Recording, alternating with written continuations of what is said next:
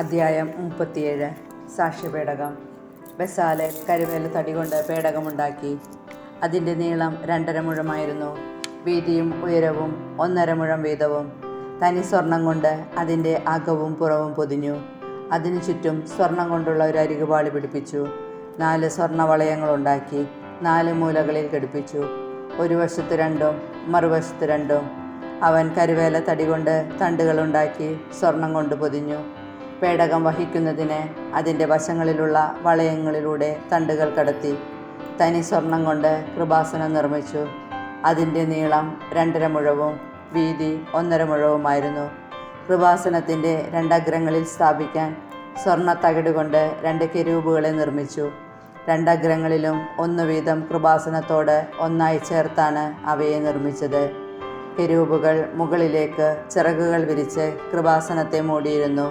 കൃപാസനത്തിലേക്ക് തിരിഞ്ഞ് അവ മുഖാഭിമുഖം നിലകൊണ്ടു. തിരുസാന്നിധ്യ അപ്പത്തിൻ്റെ മേശ. കരുവേല തടി കൊണ്ട് അവൻ മേശയുണ്ടാക്കി. അതിന് 2 മുഴം നീളവും 1 മുഴം വീതിയും 1.5 മുഴം ഉയരവും ഉണ്ടായിരുന്നു.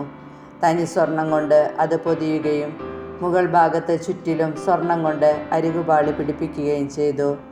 അതിനു ചുറ്റും കൈപ്പത്തിയുടെ വീതിയിൽ ഒരു ചട്ടവും ചട്ടത്തിനു ചുറ്റും സ്വർണം കൊണ്ട് അരികുപാളിയും പിടിപ്പിച്ചു. അവൻ 4 സ്വർണ്ണവളയങ്ങൾ നിർമ്മിച്ച് അവ മേശയുടെ 4 കാലുകളിൽ ഘടിപ്പിച്ചു. മേശ വഹിക്കാനുള്ള തണ്ടുകൾ കടത്തിയിരുന്ന വളയങ്ങൾ ചട്ടത്തോട് ചേർന്നതായിരുന്നു. ഈ തണ്ടുകൾ അവൻ കരുവേല തടി കൊണ്ടുണ്ടാക്കി സ്വർണം കൊണ്ട് പൊതിഞ്ഞു. മേശപ്പുറത്തേക്കുള്ള ഉപകരണങ്ങൾ, താലങ്ങൾ, തട്ടങ്ങൾ, കലശങ്ങൾ, പാനീയബലിക്കുള്ള ചഷകങ്ങൾ എന്നിവ തനി സ്വർണം കൊണ്ട് നിർമ്മിച്ചു. വിളക്കുകാൽ.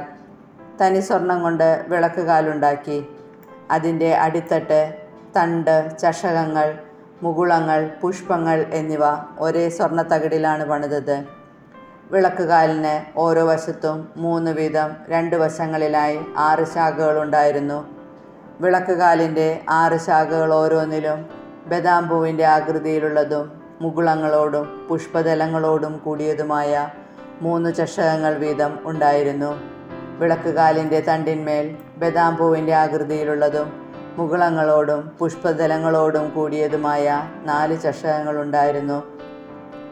വിളക്കുകാലിൽ നിന്ന് പുറപ്പെടുന്ന ഓരോ ജോഡി ശാഖകളുടെയും ചുവട്ടിൽ വിളക്കുകാലിൻ്റെ തണ്ടിനോട് ഒന്നായി ചേർന്ന് ഒരു മുകുളം വീതമുണ്ടായിരുന്നു.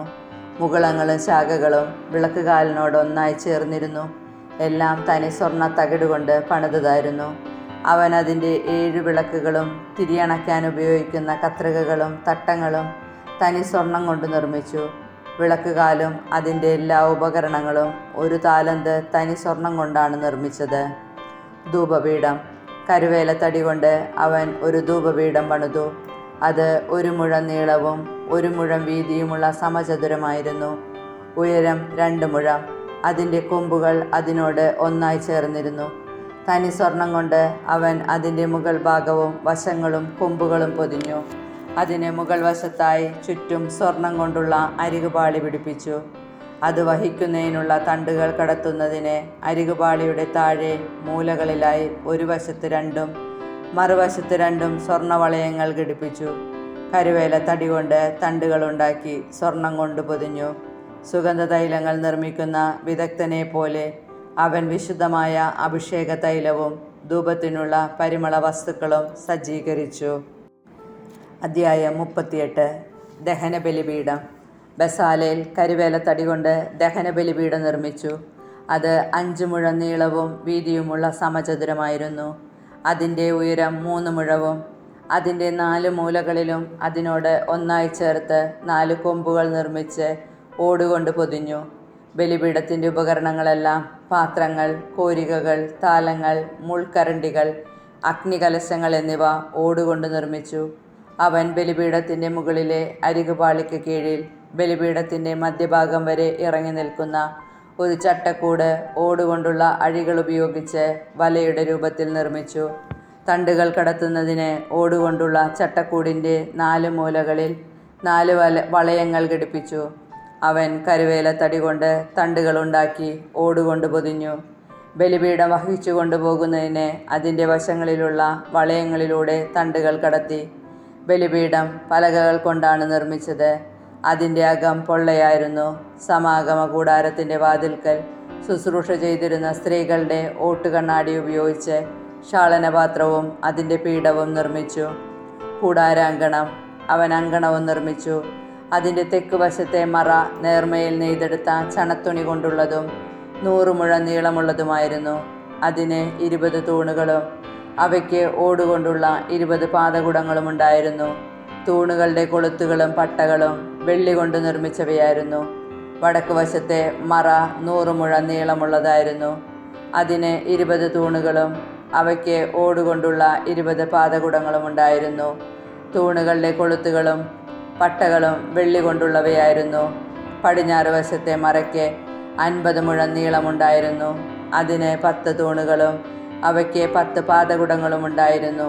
തൂണുകളുടെ കൊളുത്തുകളും പട്ടകളും വെള്ളി കൊണ്ടുള്ളവയായിരുന്നു. കിഴക്ക് വശത്ത് 50 മുഴം. അങ്കണ കവാടത്തിൻ്റെ ഒരു വശത്തെ മറകൾക്ക് 15 മുഴം നീളമുണ്ടായിരുന്നു. അവയ്ക്ക് 3 തൂണുകളും തൂണുകൾക്ക് 3 പാദകുടങ്ങളും ഉണ്ടായിരുന്നു. അങ്കണ കവാടത്തിൻ്റെ മറുവശത്തും അപ്രകാരം തന്നെ 15 മുഴ നീളത്തിൽ മറയും അവയ്ക്ക് 3 തൂണുകളും തൂണുകൾക്ക് 3 പാദകുടങ്ങളും ഉണ്ടായിരുന്നു. അങ്കണത്തെ ചുറ്റിയുള്ള മറകളെല്ലാം നേർമയിൽ നെയ്തെടുത്ത ചണത്തുണി കൊണ്ടുള്ളതായിരുന്നു. തൂണുകളുടെ പാദകുടങ്ങൾ ഓടുകൊണ്ടും അവയുടെ കൊളുത്തുകളും പട്ടകളും വെള്ളി കൊണ്ടുമുള്ളതായിരുന്നു. അവയുടെ ശീർഷങ്ങൾ വെള്ളി കൊണ്ട് പൊതിഞ്ഞിരുന്നു. അങ്കണ തൂണുകൾക്കെല്ലാം വെള്ളി കൊണ്ടുള്ള പട്ടകളുണ്ടായിരുന്നു. അങ്കണവാതിലിൻ്റെ യവനിക നീലം, ധൂമ്രം, കടും ചുമപ്പ് എന്നീ വർണ്ണങ്ങളിലുള്ള നൂലുകളും നേർമയിൽ നെയ്തെടുത്ത ചണത്തുണി ഉപയോഗിച്ചുള്ള ചിത്രത്തുന്നൽ കൊണ്ട് അലങ്കൃതമായിരുന്നു. അത് അങ്കണത്തിൻ്റെ മറകൾക്കനുസൃതമായി 20 മുഴം നീളവും 5 മുഴം വീതിയുമുള്ളതായിരുന്നു. അതിന് 4 തൂണുകളും അവയ്ക്ക് ഓടുകൊണ്ടുള്ള 4 പാദകുടങ്ങളും ഉണ്ടായിരുന്നു. തൂണുകൾക്ക് വെള്ളി കൊണ്ടുള്ള കൊളുത്തുകളും വെള്ളി പൊതിഞ്ഞ ശീർഷങ്ങളും വെള്ളിപ്പട്ടകളും ഉണ്ടായിരുന്നു. കൂടാരത്തിൻ്റെയും ചുറ്റുമുള്ള അങ്കണത്തിൻ്റെയും കുറ്റികളെല്ലാം ഓടുകൊണ്ടുള്ളവയായിരുന്നു. ഉപയോഗിച്ച ലോഹം. സാക്ഷ്യകൂടാരം നിർമ്മിക്കാൻ ഉപയോഗിച്ച വസ്തുക്കളുടെ കണക്ക് കാണിക്കുന്ന പട്ടികയാണിത്. മോശയുടെ കൽപ്പന അനുസരിച്ച് പുരോഹിതനായ അഹ്റോൻ്റെ പുത്രൻ ഇത്താമറിൻ്റെ നേതൃത്വത്തിൽ ലേവ്യരാണ് ഇത് തയ്യാറാക്കിയത്. യൂദാഗോത്രത്തിൽപ്പെട്ട ഹൂറിൻ്റെ പുത്രൻ ഊറിയുടെ മകനായ ബസാലേൽ കർത്താവ് മോശയോട് കൽപ്പിച്ചവയെല്ലാം നിർമ്മിച്ചു. ദാൻ ഗോത്രത്തിൽപ്പെട്ട അഹിസാമാക്കിൻ്റെ പുത്രൻ ഒഹോലിയാബ് അവന് സഹായത്തിനുണ്ടായിരുന്നു. ഒഹോലിയാബ് കൊത്തുപണിക്കാരനും ശില്പവിദഗ്ധനും. നീലം, ധൂമ്രം, കടും ചുമപ്പ് എന്നീ വർണ്ണങ്ങളിലുള്ള നൂലുകളും നേർമയിൽ നെയ്തെടുത്ത ചണത്തുണി ഉപയോഗിച്ച് ചിത്രത്തുന്നൽ നടത്തുന്നവനുമായിരുന്നു. വിശുദ്ധ കൂടാരത്തിൻ്റെ എല്ലാ പണികൾക്കുമായി ചെലവാക്കിയ കാണിക്ക സ്വർണം വിശുദ്ധ മന്ദിരത്തിലെ തോതനുസരിച്ച് ആകെ 29 താലന്തും 730 ഷെക്കലുമാകുന്നു. ജനസംഖ്യ കണക്കിലുൾപ്പെട്ടവരിൽ നിന്ന് ലഭിച്ച വെള്ളി വിശുദ്ധ മന്ദിരത്തിലെ തോതനുസരിച്ച് 100 താലന്തും 1775 ഷെക്കലുമാകുന്നു. ജനസംഖ്യ കണക്കിലുൾപ്പെട്ടവരിൽ 20 വയസ്സും അതിനുമേലും പ്രായമുള്ളവർ ആളൊന്നിന് ഒരു ബക്ക വിശുദ്ധ മന്ദിരത്തിലെ തോതനുസരിച്ച് 1/2 ഷെക്കൽ കൊടുക്കേണ്ടിയിരുന്നു. അവരുടെ സംഖ്യ 6,35,509 ആയിരുന്നു. വിശുദ്ധ കൂടാരത്തിനും തിരശ്ശീലയ്ക്കും വേണ്ടി പാദകുടങ്ങൾ വാർക്കുന്നതിന് പാദകുടം ഒന്നിന് 1 താലന്ത് വീതം 100 താലന്ത് വെള്ളി ഉപയോഗിച്ചു. 1775 ഷെക്കൽ വെള്ളി കൊണ്ട് തൂണുകളുടെ കൊളുത്തുകളും പട്ടകളും ഉണ്ടാക്കുകയും ശീർഷങ്ങൾ പൊതിയുകയും ചെയ്തു. കാണിക്കയായി ലഭിച്ച ഓട് 70 താലന്തും 2400 ഷെക്കലുമാണ്. അവൻ അതുപയോഗിച്ച് സമാഗമ കൂടാരത്തിൻ്റെ വാതിലിന് പാദകുടങ്ങളും ഓടുകൊണ്ടുള്ള ബലിപീഠവും അതിൻ്റെ അഴിക്കൂടും ബലിപീഠത്തിലെ ഉപകരണങ്ങളും കൂടാര അങ്കണത്തിന് ചുറ്റുമുള്ള പാദകുടങ്ങളും അങ്കണ കവാടത്തിൻ്റെ പാദകുടങ്ങളും കൂടാരത്തിൻ്റെയും ചുറ്റുമുള്ള അങ്കണത്തിൻ്റെയും കുറ്റികളും നിർമ്മിച്ചു. അധ്യായം 39. പുരോഹിത വസ്ത്രങ്ങൾ. മോശയ്ക്ക് കർത്താവ് നൽകിയ കൽപ്പനയനുസരിച്ച് അവർ വിശുദ്ധ കൂടാരത്തിലെ ശുശ്രൂഷകൾക്ക് വേണ്ടി നീലം, ധൂമ്രം, കടും ചുമപ്പ് എന്നീ വർണ്ണങ്ങളിലുള്ള നൂലുകൾ ഉപയോഗിച്ച് നേർമയുള്ള വസ്ത്രങ്ങൾ നിർമ്മിച്ചു. അഹ്റോനു വേണ്ടിയുള്ള വിശുദ്ധ വസ്ത്രങ്ങളുണ്ടാക്കി. സ്വർണവും നീലം, ധൂമ്രം, കടും ചുമപ്പ് എന്നീ വർണ്ണങ്ങളിലുള്ള നൂലുകളും നേർമയിൽ നെയ്തെടുത്ത ചണത്തുണിയും ഉപയോഗിച്ച് അവർ എഫോദുണ്ടാക്കി. അവർ സ്വർണം തല്ലിപ്പരത്തി നേരിയ നൂലുകളായി വെട്ടിയെടുത്ത് നീലം, ധൂമ്രം, കടുംചുമപ്പ് എന്നീ വർണ്ണങ്ങളിലുള്ള നൂലുകളിലും നേർമയിൽ നെയ്തെടുത്ത ചണത്തുണികളിലും വിദഗ്ധമായി ഇണക്കിച്ചേർത്തു. എഫോദിന് തോൾവാറുകളുണ്ടാക്കി അതിൻ്റെ രണ്ടറ്റങ്ങളിലും യോജിപ്പിച്ചു. എഫോദിനെ ചുറ്റിയിരുന്ന പട്ട എഫോദ് പോലെ തന്നെ സ്വർണവും നീലം, ധൂമ്രം, കടുംചുമപ്പ് എന്നീ വർണ്ണങ്ങളിലുള്ള നൂലുകളും നേർമയിൽ നെയ്തെടുത്ത ചണത്തുണിയും ചേർത്ത് കർത്താവ് മോശയോട് കൽപ്പിച്ച പ്രകാരമാണ് ഉണ്ടാക്കിയത്. ചെത്തിയൊരുക്കിയ വൈഡൂര്യ കല്ലുകളിൽ മുദ്ര പോലെ ഇസ്രായേലിൻ്റെ പുത്രന്മാരുടെ പേരുകൾ കൊത്തി കല്ലുകൾ സ്വർണ്ണ തകിടുകളിൽ പതിച്ചു. കർത്താവ് മോശയോട് കൽപ്പിച്ചതനുസരിച്ച് ഇസ്രായേൽ പുത്രന്മാരുടെ സ്മാരകശിലകളായി അവ എഫോദിൻ്റെ തോൽവാറുകളിൽ ഉറപ്പിച്ചു. അവർ എഫോദിൻ്റേതുപോലുള്ള ചിത്രപ്പണികളോടുകൂടിയ ഉരസ്ത്രാണവും നിർമ്മിച്ചു. സ്വർണ്ണ നൂലുകൾ, നീലം, ധൂമ്രം, കടുംചുമപ്പ് എന്നീ നിറങ്ങളുള്ള നൂലുകൾ, നേർമയിൽ നെയ്തെടുത്ത ചണത്തുണി എന്നിവ ഉപയോഗിച്ചാണ് അത് നിർമ്മിച്ചത്. ഉരസ്ത്രാണം സമചതുരത്തിൽ 2 മടക്കുള്ളതായിരുന്നു. അതിന് 1 ചാൺ നീളവും 1 ചാൺ വീതിയും ഉണ്ടായിരുന്നു. അതിന്മേൽ അവർ 4 നിര രത്നങ്ങൾ പതിച്ചു. ആദ്യത്തെ നിരയിൽ മാണിക്യം, പുഷ്യരാഗം, വൈഡൂര്യം. രണ്ടാമത്തെ നിരയിൽ മരതകം, ഇന്ദ്രനീലം, വജ്രം. മൂന്നാമത്തെ നിരയിൽ പവിഴം, ചന്ദ്രകാന്തം, സൗഗന്ധികം. നാലാമത്തെ നിരയിൽ പത്മരാഗം, ഗോമേതകം, സൂര്യകാന്തം. അലങ്കാരപ്പണി ചെയ്ത സ്വർണ്ണ തകിടിലാണ് ഈ രത്നങ്ങൾ പതിച്ചത്. ഇസ്രായേലിൻ്റെ 12 പുത്രന്മാരുടെ പേരുകളനുസരിച്ച് 12 രത്നങ്ങളുണ്ടായിരുന്നു. ഓരോ ഗോത്രത്തിൻ്റെയും പേര് ഓരോ രത്നത്തിന്മേൽ മുദ്ര പോലെ ആലേഖനം ചെയ്തു. അവർ ഉരസ്ത്രാണത്തിന് വേണ്ടി തനി സ്വർണം കൊണ്ട് കയറുപോലെ പിണച്ചെടുത്ത തുടലുകൾ പണിതു. 2 സ്വർണ്ണ തകിടുകളും 2 സ്വർണ്ണ വളയങ്ങളും ഉണ്ടാക്കി. വളയങ്ങൾ ഉരസ്ത്രാണത്തിൻ്റെ മുകളിലത്തെ 2 മൂലകളിൽ ഘടിപ്പിച്ചു. 2 സ്വർണ്ണ തുടലുകൾ ഉരസ്ത്രാണത്തിൻ്റെ മുകളിലുള്ള വളയങ്ങളിൽ കൊളുത്തി. സ്വർണ്ണ തുടലുകളുടെ മറ്റേ അറ്റങ്ങൾ സ്വർണ്ണ തകിടുകളിൽ ഘടിപ്പിച്ച് എഫോദിൻ്റെ മുൻഭാഗത്ത് അതിൻ്റെ തോൾവാറുകളിൽ ബന്ധിച്ചു. 2 സ്വർണ്ണ വളയങ്ങളുണ്ടാക്കി അവ ഉരസ്ത്രാണത്തിൻ്റെ താഴത്തെ കോണുകളിൽ അവയുടെ ഉൾഭാഗത്ത് എഫോദിനോട് ചേർത്ത് ബന്ധിച്ചു. 2 സ്വർണ്ണ വളയങ്ങൾ കൂടി നിർമ്മിച്ച് അവ എഫോദിൻ്റെ തോൾവാറുകളുടെ താഴത്തെ അറ്റങ്ങൾക്ക് മുൻഭാഗത്ത് അവയുടെ തുന്നലിനോടടുത്ത് എഫോദിൻ്റെ അലങ്കൃതമായ അരപ്പട്ടയ്ക്ക് മുകളിലായി ബന്ധിച്ചു. കർത്താവ് മോശയോട് കൽപ്പിച്ചതുപോലെ ഉരസ്ത്രാണം എഫോദിൻ്റെ അലങ്കൃതമായ അരപ്പട്ടയ്ക്ക് മുകളിൽ നിന്ന് ഇളകിപ്പോകാതിരിക്കാൻ അവയുടെ വളയങ്ങൾ ഒരു നീല ചരട് കൊണ്ട് ബന്ധിച്ചു. എഫോദിൻ്റെ നിലയങ്കി നീല നിറത്തിൽ നെയ്തെടുത്തു. തലകടത്താൻ അതിൻ്റെ നടുവിൽ ഒരു ദ്വാരമുണ്ടായിരുന്നു. ധരിക്കുമ്പോൾ കീറിപ്പോകാതിരിക്കാൻ ഉടുപ്പുകൾക്ക് ചെയ്യാറുള്ളതുപോലെ ദ്വാരത്തിനു ചുറ്റും ഒരു നാട തുന്നിച്ചേർത്തു. നിലയങ്കിയുടെ വിളിമ്പിന് ചുറ്റും നീലം, ധൂമ്രം, കടുംചുമപ്പ് എന്നീ വർണ്ണങ്ങളുള്ള പിരിച്ച ചണനൂലുകൊണ്ട് മാതളനാരങ്ങകൾ തുന്നിച്ചേർത്തു. അവർ തനി സ്വർണം കൊണ്ട് മണികളുണ്ടാക്കി നിലയങ്കിയുടെ വിളിമ്പിന് ചുറ്റും മാതളനാരങ്ങകളുടെ ഇടയിൽ ബന്ധിച്ചു. കർത്താവ് മോശയോട് കൽപ്പിച്ചതുപോലെ ശുശ്രൂഷയ്ക്കുള്ള നിലയങ്കിയുടെ വിളിമ്പിന് ചുറ്റും ഒന്നിടവിട്ട മണികളും മാതളനാരങ്ങകളും ഉണ്ടായിരുന്നു. അവർ അഹ്റോനും അവൻ്റെ പുത്രന്മാർക്കും വേണ്ടി നേർത്ത ചണം കൊണ്ട് അങ്കികൾ നെയ്തു. നേരിയ ചണം കൊണ്ട് തലപ്പാവും തൊപ്പികളും നേരിയ ചണച്ചരട് കൊണ്ട് കാൽച്ചട്ടയും ഉണ്ടാക്കി. കർത്താവ് മോശയോട് കൽപ്പിച്ചതുപോലെ അവർ നേർത്ത ചണത്തുണിയും നീലം, ധൂമ്രം, കടുംചുമപ്പ് എന്നീ വർണ്ണങ്ങളുള്ള നൂലുകളും ഉപയോഗിച്ച് ചിത്രത്തയ്യലിൽ അരപ്പട്ടയുണ്ടാക്കി. വിശുദ്ധ കിരീടത്തിൻ്റെ തകിട് അവർ തനി സ്വർണം കൊണ്ട് നിർമ്മിച്ച് അതിന്മേലൊരു മുദ്ര എന്ന പോലെ കർത്താവിന് സമർപ്പിതൻ എന്ന് കൊത്തിവെച്ചു. കർത്താവ് മോശയോട് കൽപ്പിച്ചതുപോലെ തലപ്പാവിൻ്റെ മുൻവശത്ത് ബന്ധിക്കാൻ തകിടിന്മേലൊരു നീലച്ചരട് പിടിപ്പിച്ചു. ഇങ്ങനെ സമാഗമ കൂടാരത്തിൻ്റെ പണികളെല്ലാം അവസാനിച്ചു.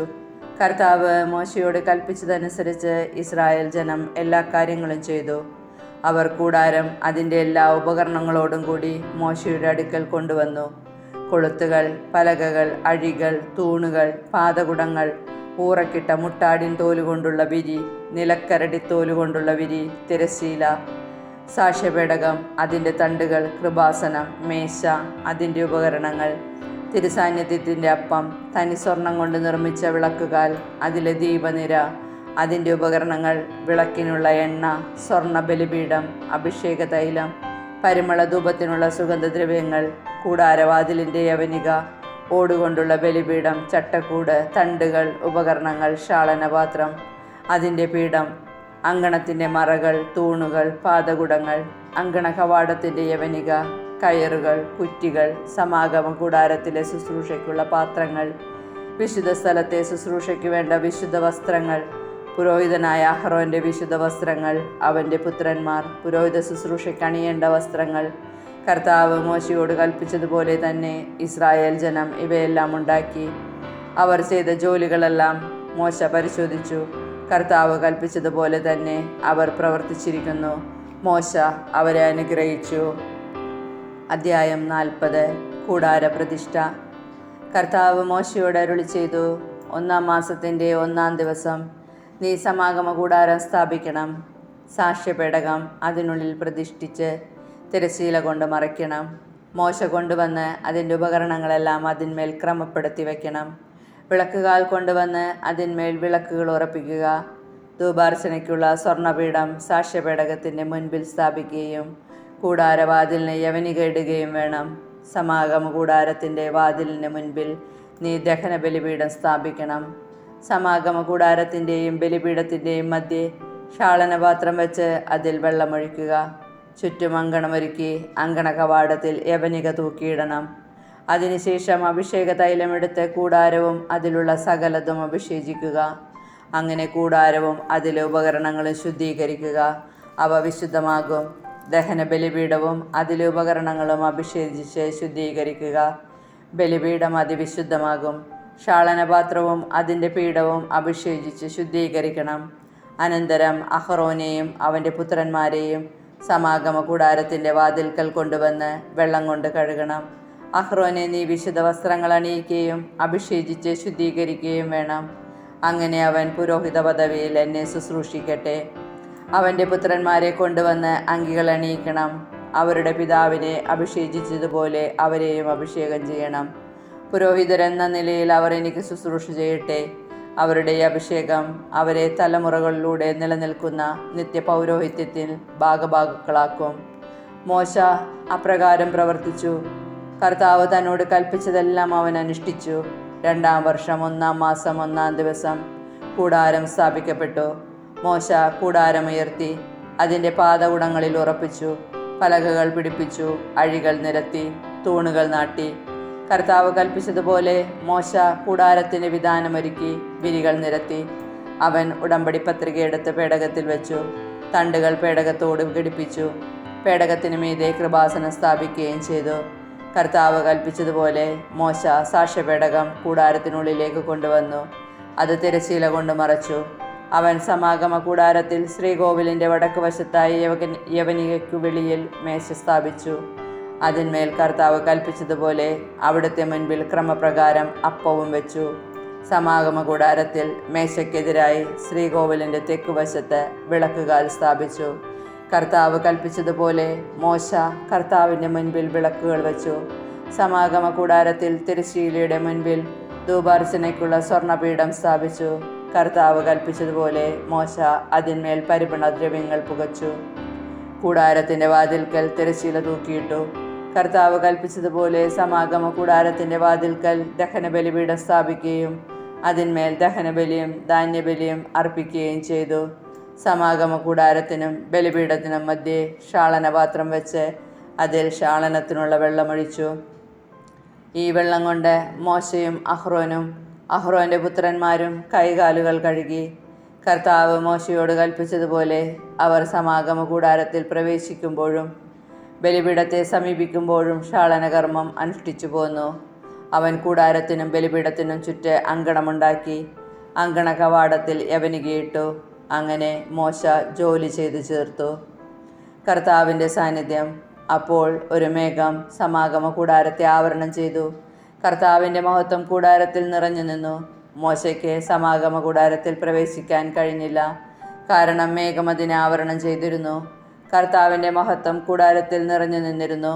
മേഘം കൂടാരത്തിൽ നിന്ന് ഉയരുമ്പോഴാണ് ഇസ്രായേൽ ജനം യാത്ര പുറപ്പെട്ടിരുന്നത്. മേഘമുയർന്നില്ലെങ്കിൽ അതുയരുന്ന ദിവസം വരെ അവർ പുറപ്പെട്ടിരുന്നില്ല. കർത്താവിൻ്റെ മേഘം പകൽ സമയത്ത് കൂടാരത്തിന് മുകളിൽ നിലകൊണ്ടിരുന്നു. രാത്രി സമയത്ത് മേഘത്തിൽ അഗ്നി ജ്വലിച്ചിരുന്നു. ഇസ്രായേൽ ജനം യാത്രയുടെ ഓരോ ഘട്ടത്തിലും ഇത് ദർശിച്ചു.